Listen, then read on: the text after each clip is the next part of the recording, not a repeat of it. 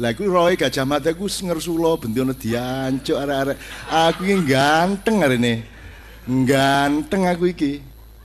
Ganteng, apik, sakti, andap asor. Begini. Kayaknya sih gini.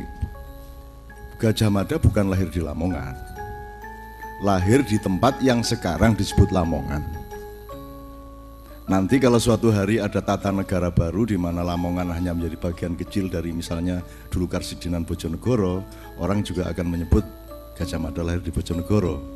Karena orang sejarah itu biasanya melakukan distorsi-distorsi yang orang nyejo, orang niat jahat, tapi misalnya Juanda, kita akan segera mendarat di Airport Internasional Juanda Surabaya, padahal Sidoarjo.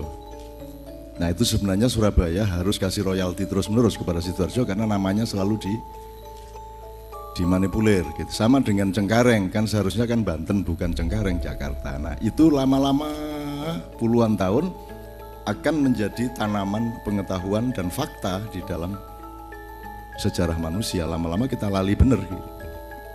Sama dengan di sini diungkapkan betapa Gajah Mada itu sudah jadi patih pada 3 tahap, tidak hanya pada 3 periode, tidak hanya pada waktu Majapahit gitu, dan seterusnya. Nah ini banyak sekali fakta-fakta yang kita harus sangat berhati-hati, termasuk para akademisi juga harus sangat berhati-hati. Misalnya, ini gambar Gajah Mada atau sebelah kanan ini karpe. Itu tidak ada legitimasi akademis, metodologis apapun yang bisa membenarkan bahwa itu gambar Gajah Mada apa meneh pipine dikempot-kempot no. Jadi aslinya kan gak ngono iku, nek penemuannya di Petronak rodok tembem terus iki diganteng-ganteng no. Padahal Pak Muhammad Yamin itu cenderung memilih patung itu karena setiap pelukis, setiap seorang imagis ya, seorang imagery itu punya kecenderungan naluriah untuk misalnya gini, kalau saya pelukis, maka yang saya gambar itu akan mirip saya. Jadi kalau saya seorang arkeolog mencari tokoh di antara patung-patung Sindia yang muruk, sing paling tak kagumi ku sing kira-kira secara naluriah, sing kira-kira mirip aku. Itu naluri dan itu tidak bisa disalahkan, bukan kejahatan. Anjane rada ngono-ngono iku Dedek. Nek upama biyen sing nemokno patung iku dulur iki ya. Saya kira banyak dalam sejarah kita mengklaim-klaim seperti itu.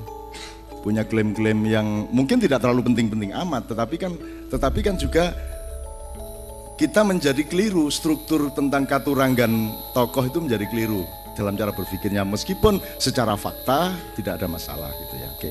Jadi salah satu yang ingin saya kemukakan adalah cara menyikapi kebenaran.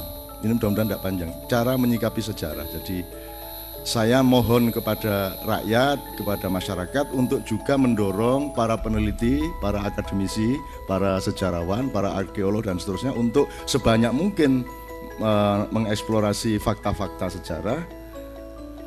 Terus kemudian kita mendapatkan rezeki pengetahuan dari itu semua. Tapi saya juga mohon kepada para arkeolog, kepada para akademisi, tolong jangan hasil akademis itu dianggap sebagai satu-satunya fakta sejarah.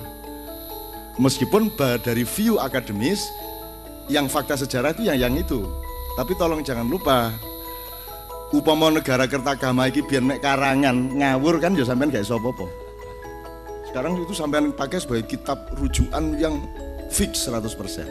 Upama iku ben ngarang kate lapo. Wong sejarah itu miliknya orang yang menang. Nek sing menang Hitler tidak begini sekarang pengetahuan kita mengenai 50 tahun 100 tahun terakhir. Karena Hitler kalah ya ngene iki pengetahuan gitu. Saya tidak mengatakan negara Kertagama para raton palsu, tidak, tetapi kan sesungguhnya tidak ada jaminan bahwa itu juga benar. Maka para raton Kertagama sebenarnya mirip-mirip saja dengan Babat. Itu loh. Dan itu juga jangan dengan meremehkan dongeng, sebab dongeng ini juga ada mekanismenya sendiri. Dongeng ini ada metabolismenya sendiri di dalam alam berpikir masyarakat. Karena kalau ahli sejarah itu memelihara fakta sejarah tidak dengan cinta, tidak dengan pilihan-pilihan nilai. Tapi kalau babat dan dongeng itu diabadikan karena mereka juga mencintai yang mereka dongengkan. Itu bedanya. Mulane ono layang seto, layang kumitir, ono damar wulan, ono segala macam itu karena mereka punya pilihan nilai. Sementara dalam disiplin akademis kan tidak ada kewajiban untuk memilih nilai. Dalam dunia akademis pokoknya iki ngene mbok sing jahat sing ndi monggo. Tapi sing penting faktane ngene iki nek menurut prasasti, menurut buku sak piturute. Tapi kalau orang dongeng itu kan karena sejak awal dia punya rasa kasih sayang. Nek wis ngomong Joko bodoh, nek wis ngomong Joko dolok, sak piturut itu kan, jadi itu juga tolong jangan dianggap bukan fakta. Meskipun kadar faktanya mungkin tidak sebesar apa yang ditemukan secara akademis, tapi tolong itu jangan diremehkan.